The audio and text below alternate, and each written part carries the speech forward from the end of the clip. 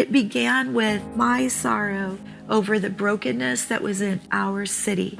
My husband, Steve, as a professor at Phoenix Seminary, me as a clinician, was doing direct care and addressing abuse trauma for community leaders within our city and leaders of faith. I was increasingly, both of us, overwhelmed at the prevalence of abuse.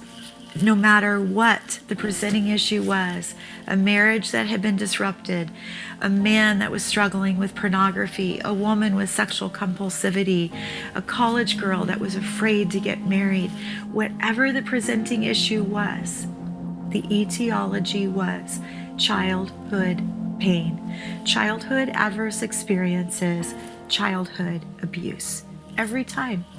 And these leaders went through, they got bachelors and masters and doctorates, and none of them got any help addressing horrific ways that sin had impacted them and what that did to their heart and their soul.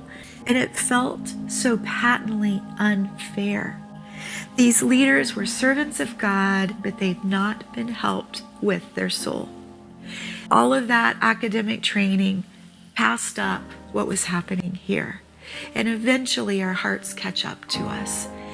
The tipping point for us was on a Monday night 15 years ago.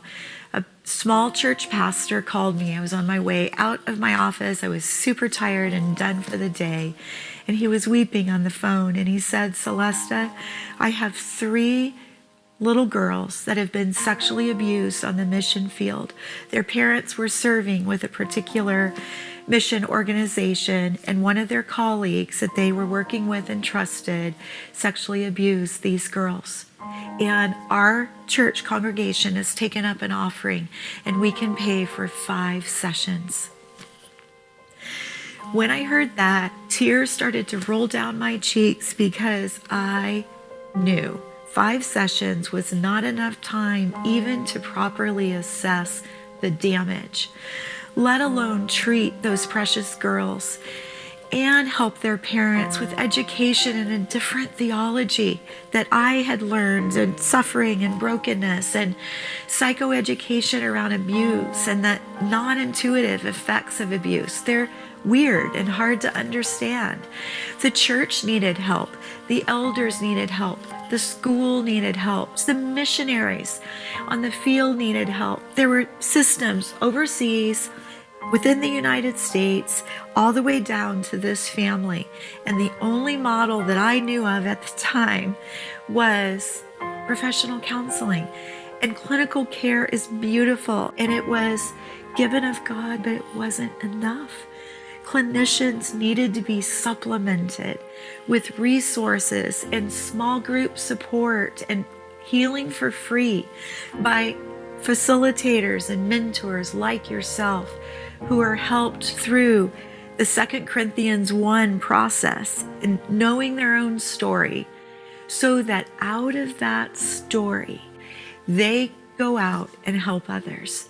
God gave us that night, as Steve and I walked and prayed, the idea of moving forward just with a book that would bring all of that together, mending the soul, understanding and healing abuse, integrate the latest social science with the biblical data, and undergird it with this beautiful theology that begins with the brokenness and moves through effects and ends with this healing path that culminates in forgiveness.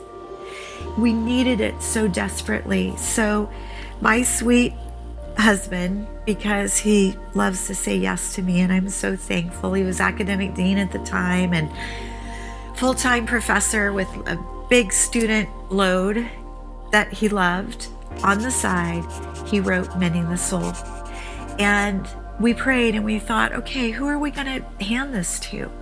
And we decided we weren't going to market. I wasn't going to run around knocking and banging on the doors of pastors to get them in so that they could understand how to help the abused within their church.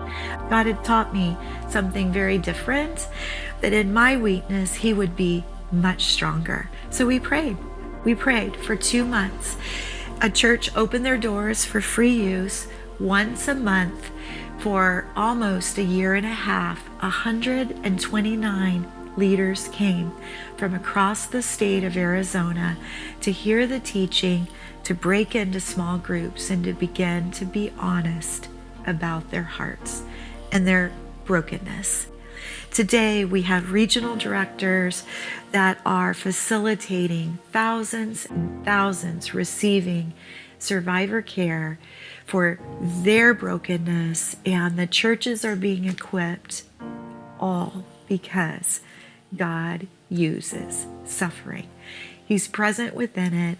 His power is manifested in our weakness, and he means what he says.